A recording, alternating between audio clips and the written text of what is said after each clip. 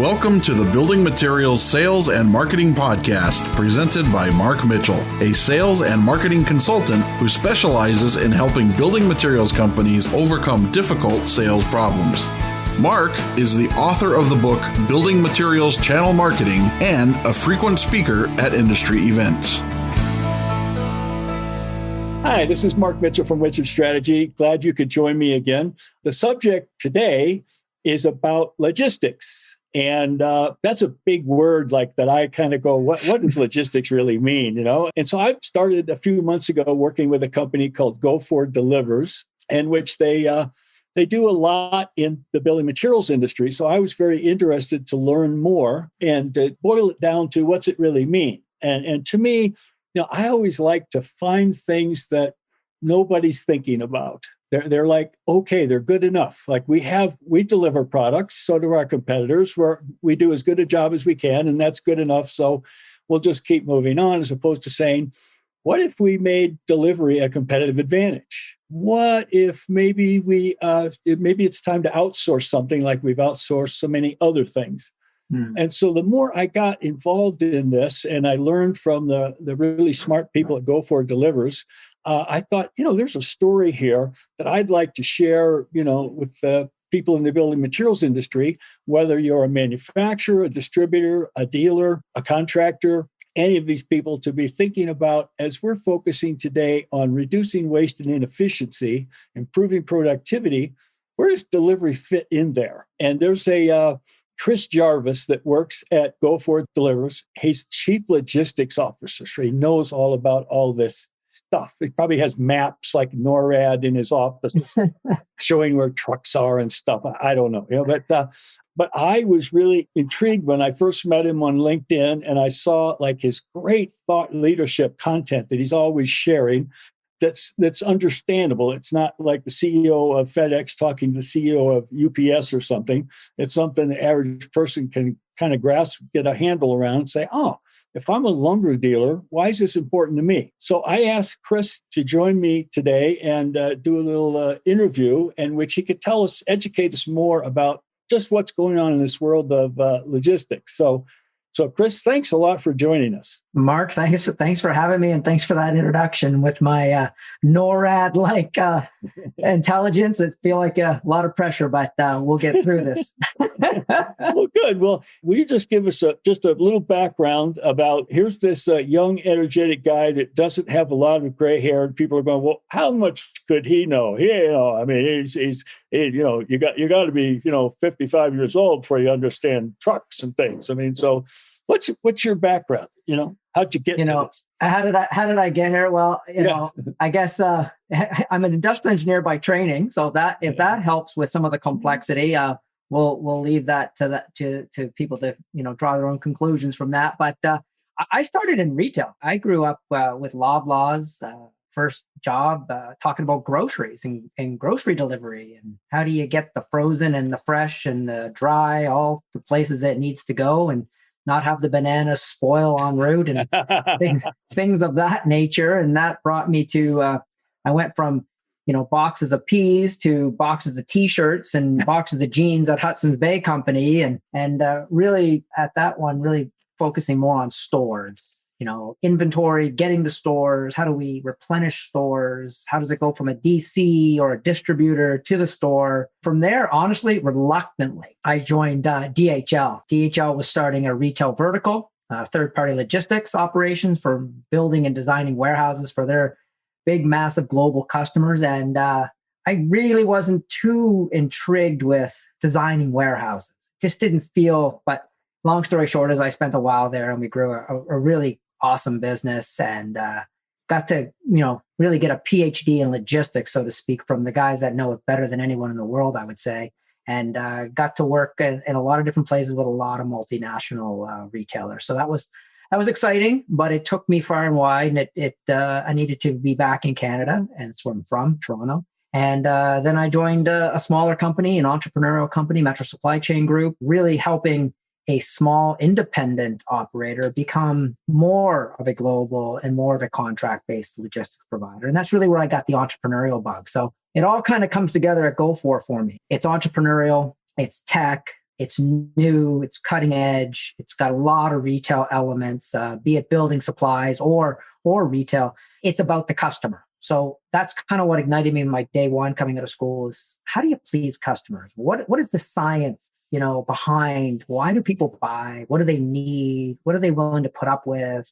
How do we make it happen? How do you solve these problems? They're really not always that straightforward. And they kind of sometimes take a little bit of a leap of faith to fully understand and test your theses. But, that whole career has really been about, logistics and warehousing, entrepreneurialism kind of coming together for me at GoFor. Okay, wonderful. I'm just going to say in today's world in building materials, we were suffering labor shortages and now we're suffering material shortages. And so lead times are getting longer, and yet we're trying to be more productive. Like I don't want labor sitting on a job site without materials that they can go to work. And I don't want to be sending an expensive installer over to a store to pick up something that I forgot or misordered or whatever. If we just stay in the broader context of logistics and delivery, what over the last few years, what have been the changes from your perspective that you see that's happened? Well, I think you call out some good points, right? At the end of the day, the entire supply chain comes down to one moment. I need the materials. I need this installer. I need the job site prepared. What I see happening is really in those complex situations, the reliance on technology is becoming more and more evident, not only for efficiencies, but for predictability and visibility and communication, right? We talk a lot about all these wonderful systems. And at the end of the day, what do they really do? They help me communicate. They help me to tell me exactly where Mark is, where he's moved, when I have to be there. It helps me with timing, and it helps to take out some of the complexity. Customer expectations along with technology continue to go up. They never seem to go down. If you can do it in one day today, then I want it in half a day tomorrow. And if you get to a half a day, I want it in 2 hours. And so customer expectations and the quality of our execution continues to move forward. Really, we see a lot of B2B type business situations that you're describing, trying to now replicate what's possible in B2C environments. So why can they do it, but we can't? And so I think there's a real push in the last few years to challenge that status quo. If Amazon can do these things in 2 hours, then why can't we run our business at that speed? Really challenging the norms and people more than ever just saying, I want it now. I'm not willing to wait. These are the decisions and what needs to happen. And I'm expecting you to have the tools, the technologies to help me navigate these complexities. To help myself and listeners understand, just how does companies like Amazon and FedEx do what they do? I mean, they don't go and buy 1,000 extra trucks for the Christmas season, I don't think, and find 1,000 extra drivers or something appear out of nowhere. I mean, how do they seemingly almost not drop off? So how do they do that magic? It's a great question. I don't know. At the end of the day, it sometimes does feel like magic, but they have things that help them too. Surge pricing is one of them. Calling on vendors like GoFor is one of them. So I think there's a lot of things behind the scenes that allow them to traverse, these huge surges of volume, but maintain a reasonable quality. And for us at GoFor, I think it's really how do we disrupt that? How do we actually make what they do even better? Yes. They have a lot of trucks, and then they rely on people like us to support them at certain times of the year for the customer to perceive that it is FedEx. They have a lot of partners, and we're proud to be one of them. And I think behind the scenes, at the end of the day, you only ever have as many assets as you have. So you can build the church for Easter Sunday. It's a really big church. It's really costly. In most days, you won't need half of the seats in the place. So that's a decision, right? Most people don't make that decision. They have to go back to the 80 percentile.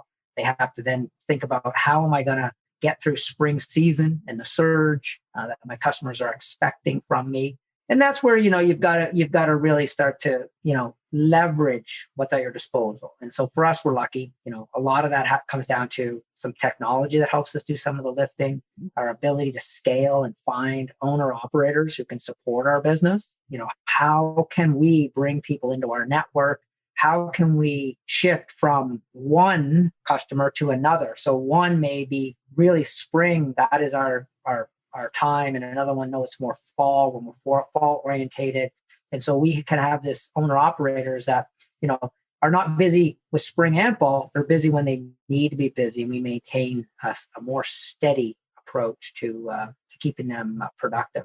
So I think part of the answer, at least for us, and part of the answer for some of our friendly competitors would be, working through multiple verticals and through multiple different B2B merchants allows us the ability to trade off some of these peak seasons and keep a workforce that's available and ready for whoever might need it. Yes. Well, and the other thing to me, if I say this correctly, but I was at first I thought, oh, okay, what would you have some people with some box vans and some stake trucks or pickups or something, and I was amazed to see that you have operators with trucks with booms that can deliver roofing or drywall, and I was pretty amazed to see the also not only the quantity of trucks and drivers that you can bring forth, but the variety to meet different needs and your people's ability, and they know how to go to a job site. They know what a job site is. They know how to act on a job site. Those are really important things in the building materials industry, and that amazed me how you're able to do that. Yeah, there's a lot to consider when you're in the building materials business. I mean, safety is paramount. To your point, experience, drivers, the range of equipment, the safe handling of heavy loads, the certifications in some instances, right? Manipulating a boom truck or even a Moffett, it doesn't come without practice, and it doesn't come without an understanding of the work environment and the safety, the local knowledge, what is happening when you can't find the address, right? It's a new development. There is no address. Systems don't really work well when you're navigating a driver through GPS and there is no address. But luckily at GoFor, we've seen this a few times, and so we have ways of helping our drivers do those things. And at the end of it, customer service and relationships built on trust is the foundation of a good delivery. That's all important stuff. So you have to have that. And then you have to have the nuts and bolts. So small, medium, and large, we like to say. And then we've got specialty vehicles. And so matching the right equipment to the right job at a very fast pace. This is the secret sauce. This is where we play every day. So there's a certain driver, there's a certain relationship that makes it all work, and a knowledge base and a safety and experience. And then it's like, okay, but I need this flatbed because I need to move these pallets in this way to that job site. And that's really where our platform, we call it a marketplace. Our marketplace has long-reaching tentacles. We have relationships with a lot of fleet operators, a lot of owner operators. And so when we, luckily enough, we've gotten to the size now where we need something, people come and they're available. And through technology, they're able to turn on their phone, fire up our application, and we can count on them to respond. And then, in the center, we can monitor and govern them as they do their work. We can give them special notes. We can say, look, you need to speak to Bob. He's the foreman. When you go here, don't do this. Go to door number 34. You're looking for this to happen. And so we can prepare them even in examples where they haven't been on those sites, but through experience, through training, we can make that possible, which I know for some instances, and trust me, I've been at GoFor about a year and 2 months, and you think, how is that possible? How can all of these things come together and represent quality? It's kind of hard to imagine. We don't like the term crowdsourcing, but it feels a lot like crowdsourcing. It's a non-asset-based model. It's centered by, an extreme amount of high-tech technology that allows it to all work. But it's a leap of faith at some level to trust and participate and understand how can it work. And a lot of it's got to do with how you find the right driver, right? You have to understand when you buy a flatbed truck and you buy a boom truck, or you buy even a 5-ton truck, you don't buy that to take the kids to soccer, right? You buy that for industrial work, right? And so there's a level of experience or intention, at least at the very minimum, an intention to do industrial kind of work with that vehicle. And so we really have great partnerships with a lot of these drivers, and they come well prepared. They understand. They have an experience behind them. what we're leveraging is the independent entrepreneur in that situation. So most big brands and most big companies, require that they partner with, established transportation companies that, there'll be a 3 or 5 year contract that must be in place, and they must have their own trucks, and they must have certain uniforms and all these requirements that make them feel safe and secure. And it's kind of the way it's always been. We're unpacking that to say, yeah, but if I know a guy who's invested in a vehicle like this and he comes to work for me, he's really resting on his reputation as well. And what he does today will count against him going tomorrow. There's actually a very engaged driver. He wants to perform. He wants to perform well. He's representing himself, not some other brand, not JB Hunt or Canada Cartage or whoever.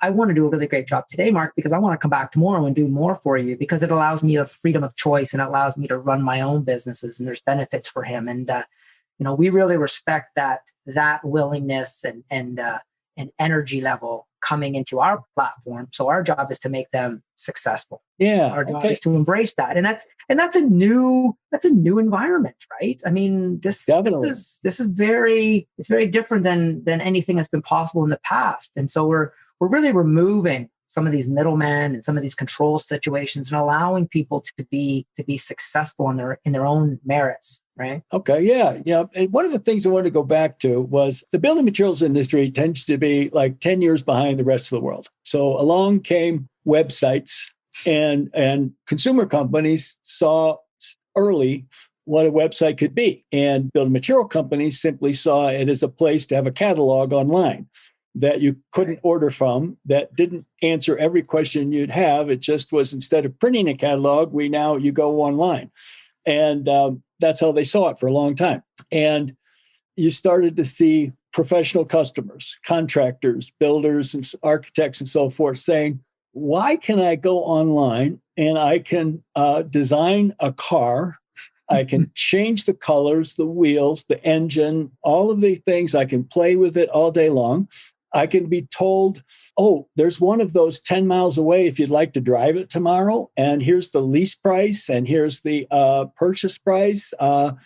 Here's the miles per gallon. Everything literally I could think of, I can find out on the website while I'm sitting at home. And so slowly the building materials industry came along and said, well, maybe we need to look at this differently. Maybe this is an interactive tool. It's not just a way of putting our catalog online. Some of them are pretty far down the curve. Some other ones are still back, just trying to reinvent the catalog.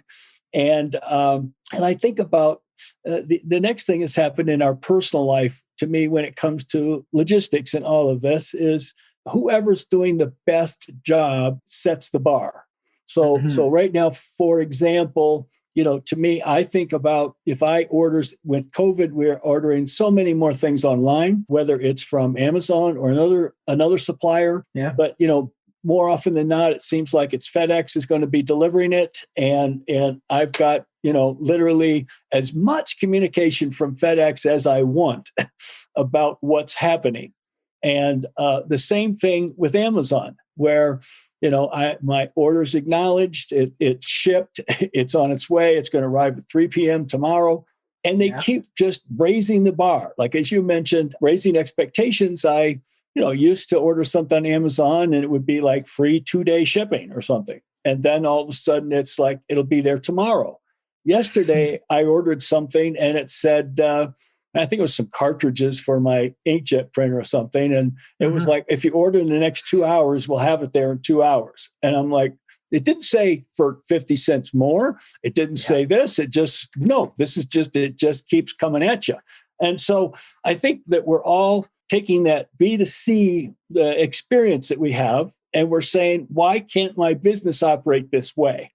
In terms of, the biggest word I think is in today is people want things faster, but what they really want is certainty. Like, they want to know, okay, even if it can't be there till Wednesday, it will be there Wednesday. At least in the construction industry, and so that would be a big step. And then the ability, of course, to deliver it sooner, faster, and just have that be a matter of how you do business, it just seems like what a competitive advantage that would be, where I find most companies go, well, we sell flooring, we deliver flooring. Our competitors sell flooring, they deliver flooring. We're all the same. Yeah. And they don't look and say, wow, what if we took delivery and we upped the game? What if we changed the rules? Right? Yeah.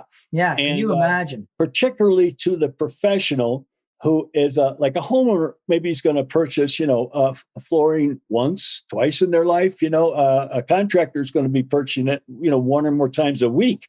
And so just the ability to move that business over to you, because so many of the other things, the products, so many times, while the companies don't want to admit it, but, basically a brick is a brick, and maybe an engineered wood floor is an engineered wood floor. You're looking for points of difference. And one of the points of difference could be, well, if I buy from this dealer, I'm happier with their delivery service. And what are your thoughts on that? Well, and let's think about it, right? I mean, we do a lot of paint as an example of a commodity in the construction industry. There's no painter that needs to see, let me look at the can of white primer again for the millionth time. Let me check out your Benjamin Moore ceiling paint for the 900th time. They know exactly what products they want. They know exactly what trusted materials they use to do their work. So if you can take, the example that you talked about with Amazon, right? You're fully in charge and you see and you understand what is happening to that order, right? Combined with a level of certainty and relationship trust that's built on consistency and predictability. We are going to be there for your start of day tomorrow. At 8:00, when you arrive on site, your paint will be there. You no longer have to wake up an hour early, get over to the paint store, wait for them to mix it, put it in the truck, get to the job site. You just lost an hour, 2 hours.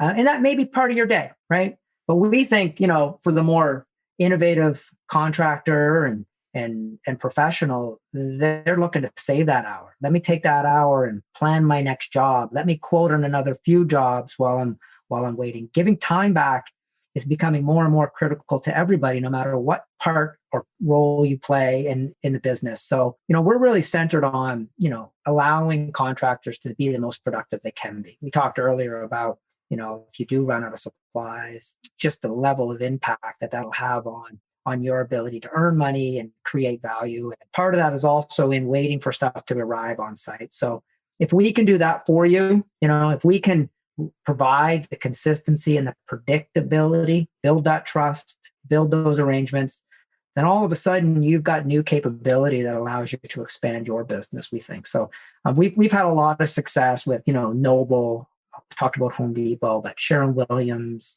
IHL, Ceratec, almost anybody, can deliver stuff. But I think it's about the ability to work locally with the store managers, with the product owners, with the distributors.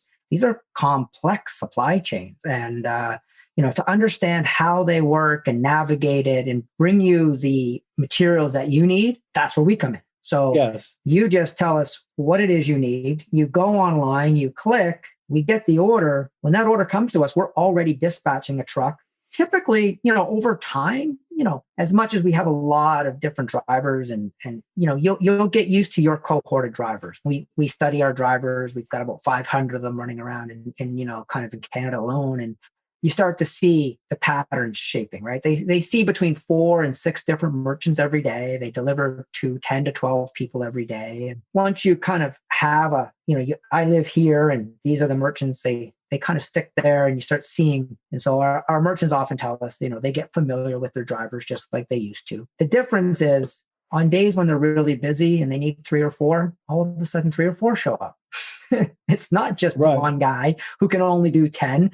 If for some reason it's spring and I need, 3, then there's 3 and the price doesn't change and the service gets done. And then customers come back and say, wow, it's like, it's always available. It's an endless well of water, and we like to talk about that. And it would seem to me also that no matter how good an in-house, I'll call it in-house delivery capability that you have, you still only have so many assets. So you may have 6 trucks and you may have 6 good drivers that show up every day.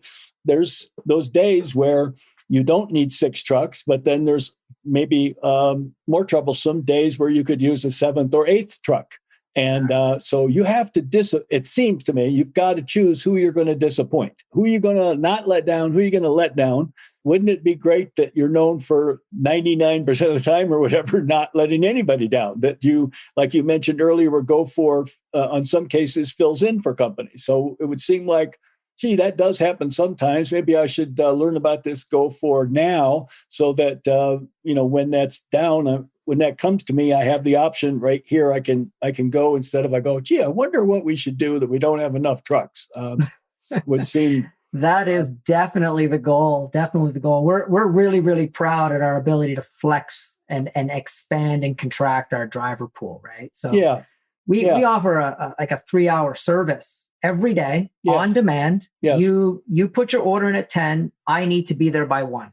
And we do this like 99, 98% of the time on time, day in, day out, every day. Spring peak, Christmas, doesn't matter. And then we ask our customers, will provide us a rating, right? And we give them the opportunity to give us a 5-star rating, and they come back, and 4.8 out of 5 stars is our average. And, we think, and we're really proud that those metrics exist. We're on time and we're consistently meeting above expectations. And it doesn't really matter if it's, Christmas or if it's spring or if it's fall, because we have, this network of owner operators. Yeah.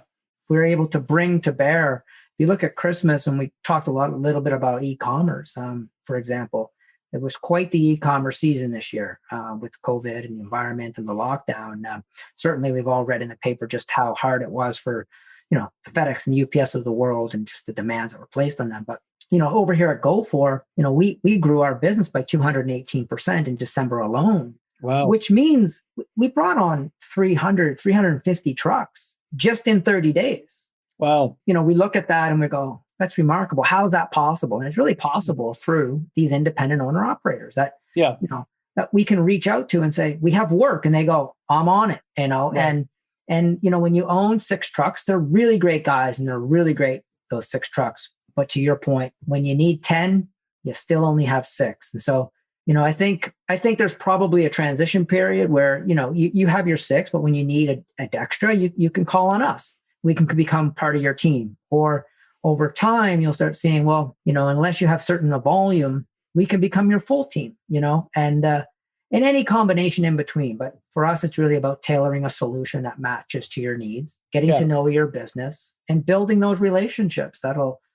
support what it is you're trying to do. It's not one size fits all, No, not at all. But the other side of this, to me, is in addition to, let's say, providing highest level of customer experience possible, if that's an Amazon level, FedEx level, 5-star, whatever you want to call it. In addition to that part, normally you associate, well, if I'm going to improve something, then it's going to cost me more. Does that mean I have to get 2 more trucks to do that? And so one of the funny things, when I mentioned the building materials industry being 10 years behind, I see every year the CFO sits and looks for ways to, let's say, save money, spend money better, right? And they're looking at things like marketing, or, maybe we could have fewer salespeople, or maybe we could ship less often, or, whatever, or require bigger orders or something. But as far as like down in that, like I'm mentally right now just thinking about like job site delivery, or maybe distributor to dealer to pro or homeowner customer. I think they look and say, oh man, we have this fleet of trucks.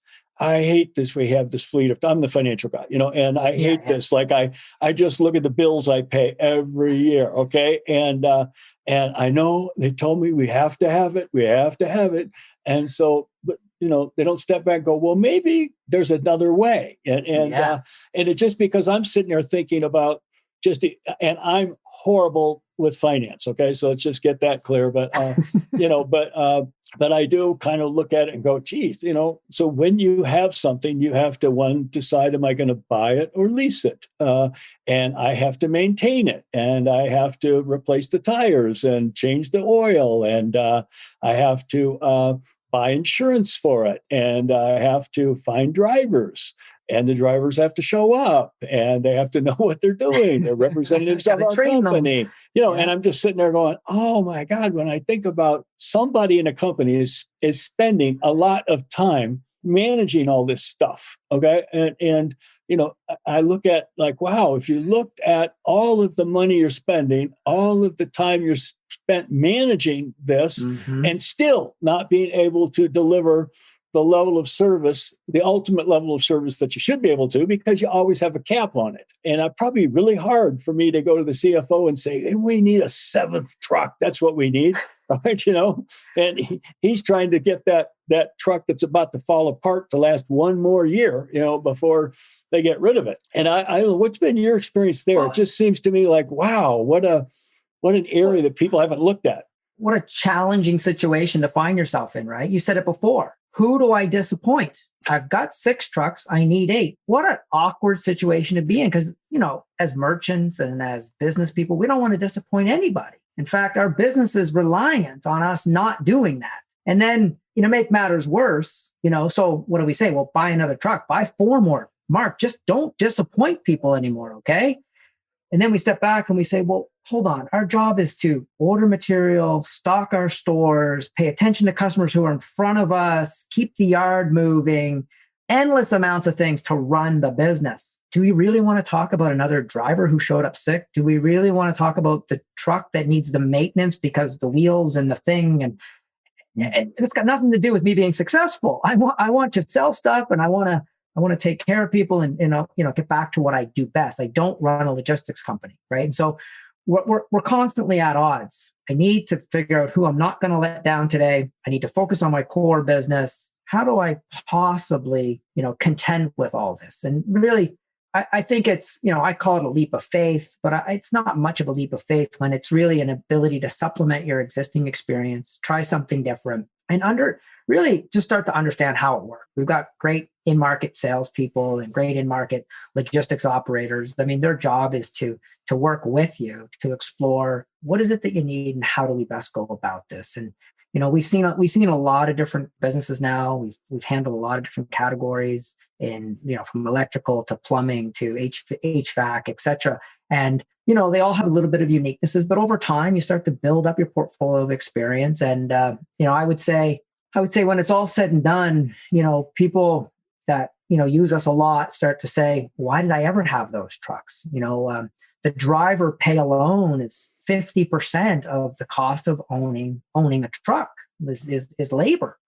And so that guy, while sometimes he's really busy, there's other times when he's not busy at all. And so then we're trying to figure out, well, what do we do with this guy? And we're paying him, but I have to pay him, otherwise he won't be here next week. We kind of understand all of that. And, the reality is when he's not with you because you don't have volume this week, he's with another customer just like you, also getting paid. So the driver's always available. He's back to help you when and where you need. And, you get to pay for what you use when you use it at a fair, reasonable rate. And most customers, honestly, they don't talk to us a lot about pricing and cost, strangely enough. I mean, obviously it's important. We all have a metrics, and the CFO will come and ask you, yes, how can you make me more money? But strangely enough, it's a lot less about that. And it's a lot more about, can we not disappoint customers? Yes. How do we expand our utility and improve our experience with customers at these really high pressured times? And I think taking that monkey off their back of trying to run 4, 5, 6, 8 trucks and maintain them and losing that attention to what we do best, which is on the other side of the business, and saying, you know what? Why don't I create the right partnership here, and they'll take care of all of that. We'll pay for exactly what we use, only when we use it. And we have a range, right? So some days I may need bigger trucks, and some days I could use smaller trucks. And what we've seen with one of our biggest customers is Home Depot. And we started with the pro side of the business, and we need a certain vehicle, right? You need 30 sheets of drywall. You need a bunch of insulation. You need a bunch of 2x4s. Well, there's a certain vehicle, right? That represents what their orders look like. And over COVID, when things were locking down, they were closing their stores back in May 2020 for the first time. And we sat across the table and they said, so what are we going to do now? And we literally looked at each other and said, well, there's a will, there's a way. Let's figure this out. And so what happened was they said, can you do the e-commerce orders for our customers, not just the pros, but maybe you could do the customers. And so then that became, yeah, absolutely. And so we started, we rolled out from 100 stores we were in with pros to the full 182 stores in Canada with the consumers and the pros. And now that relationship just keeps expanding, into box truck. And you're expanding into the U.S. too, right? You're in a number of markets in the U.S. Absolutely. Yeah. And so now we're, the U.S. Counterparts have called us and said, we heard what you did in Canada, and customers seem to be pretty happy up there. We've tried a lot of, honestly, they tried a lot of vendors like us in the U.S. And, we're proud they called on us. We were Partner of the Year for supply chain in Canada. Congratulations. Yeah. Wow. Yeah, it's quite an award when someone that big puts that much trust in you and says thank you, right? So that's great. The U.S. guys called us, and now we're going to start a pilot down in Atlanta with them and traverse the same type of thing we did in Canada.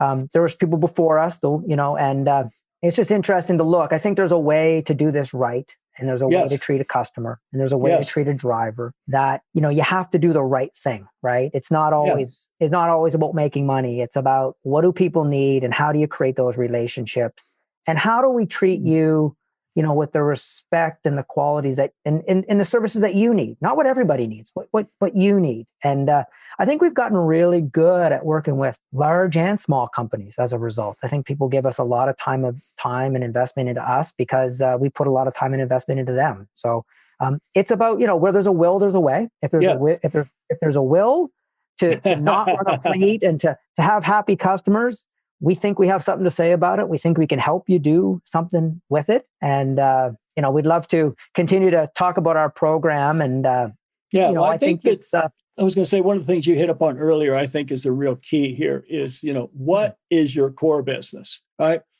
Your core business is almost for, anybody in building materials is they're never going to say it's logistics. Okay. Their core business is, I make masonry products, I distribute, I sell, I deliver, whatever. Yeah. But that's their core business is the product and their knowledge and expertise to match that up with the right project and the right customer. And then they want to get it there. And they don't have an R&D team devoted to improving logistics for delivering insulation the way they have an R&D team devoted to making better insulation. And so it kind of just sits there flat and doesn't improve, where the core parts of your business, you're always improving and challenging and testing.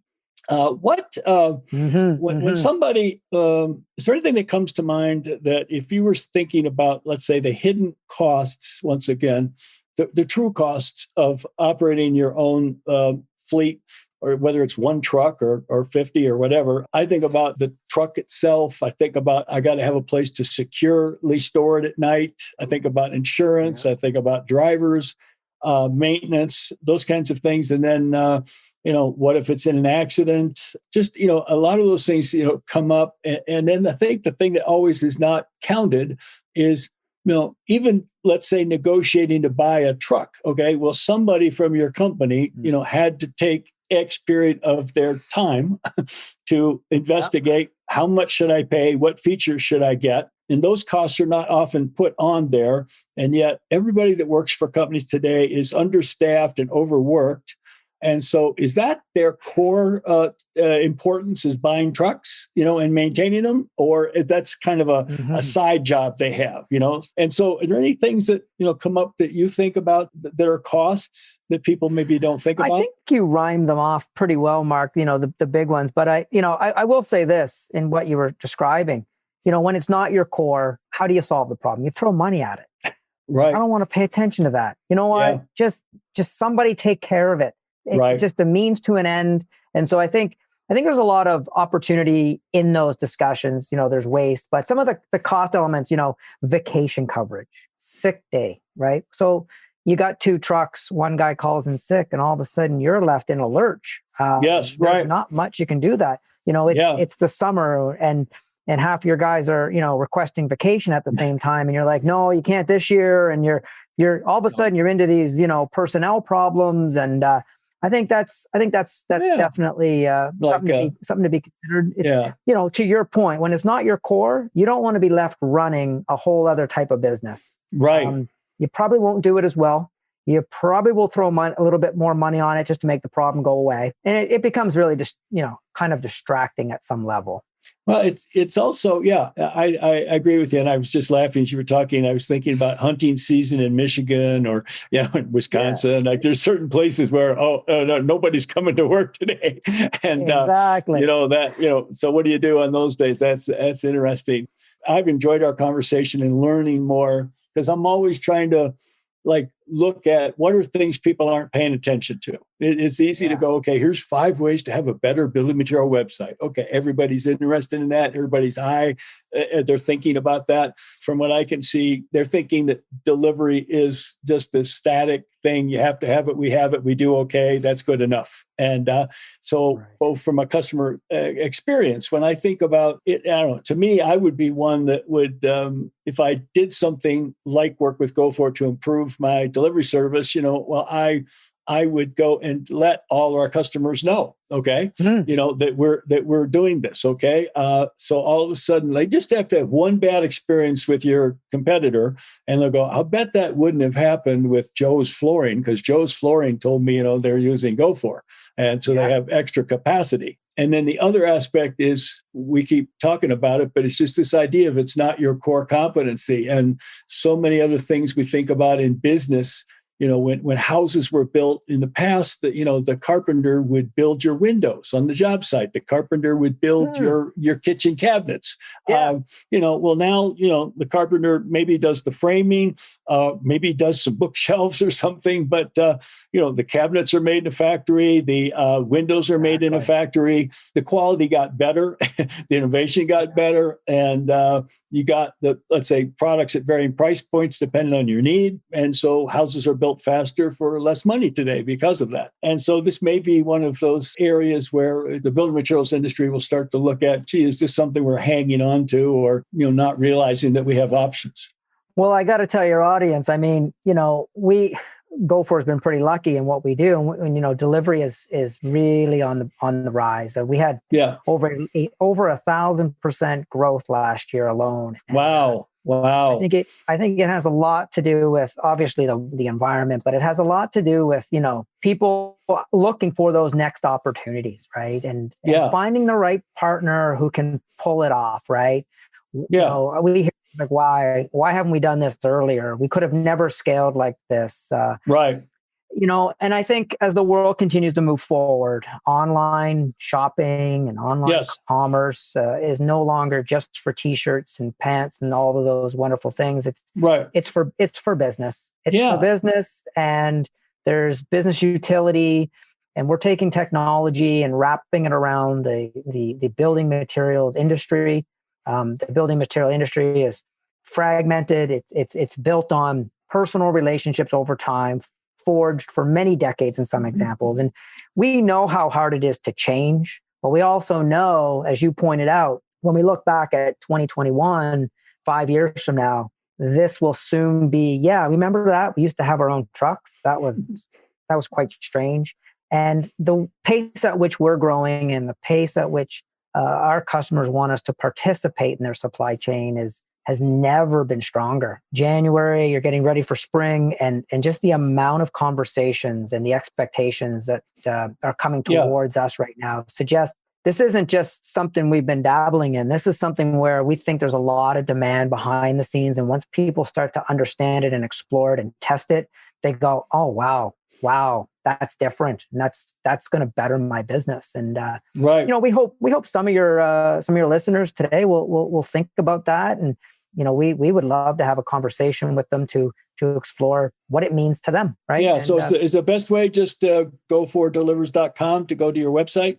GoForDelivers.com. Yeah. Okay. Visit us there. Ask us questions. Yeah. Okay. Now the other one, I hope Chris is okay with this, but I would tell you to, if you're interested in logistics and this whole subject, is to follow Chris on LinkedIn or even connect with him. He puts out some really good content that's not like, a series of commercials for GoFor. It really is thoughtful things about rethinking how logistics are handled. And I'm reminded of how in my own personal life, my wife and I forever had 2 cars, and now that we live in Boulder in Colorado, we have 1 car. And I find that we don't need 2 cars. I can walk to the grocery store. I can get an Uber.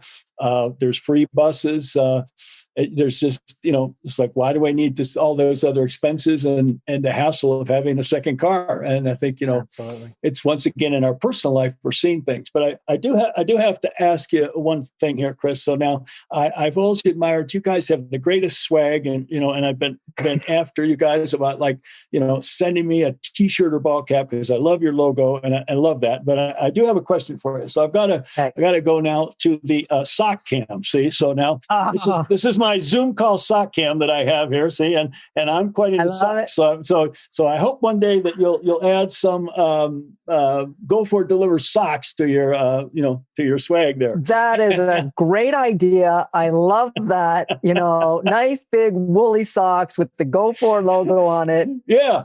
Got my vote, Mark. Absolutely. Especially got to get you one of our new toques. So yeah. That's funny. I saw another company that sells an adhesive was saying we'll send you a free toque, and I put in there what's a toque, right? Because I thought it was something like an apron or something a chef would wear, and then I typed in definition of toque, and it comes back. It sounds like a little hat that little girls wear. And I go, what? You're talking to a contractor about a free toque? What? So it's one of those little Canadian U.S. It's a Canadian thing, yeah. Understanding of things. But this has been really great. I appreciate your time. And once again, I think we've hopefully given my listeners something to think about in this area of logistics, where it probably hasn't even been on their radar screen. And so hopefully Beautiful. With things like GoFor, they'll be able to say, maybe we can do it differently, more productively, and better customer experience. Awesome. It was great talking to you. And I'm hoping some of them are thinking about this. And like you said, LinkedIn, Chris Jarvis, hit me up, talk to me, ask me questions. We'll be happy to help you. GoForDelivers.com. And great. Yeah, it's been a great pleasure, Mark. Really good spending time with you. All right. Thanks a lot, Chris. Have a great day. Okay, thank you. Thank you for listening to this podcast from Mark Mitchell on building materials, sales, and marketing. We hope he gave you some fresh perspectives on how to grow your sales, and will listen to future episodes.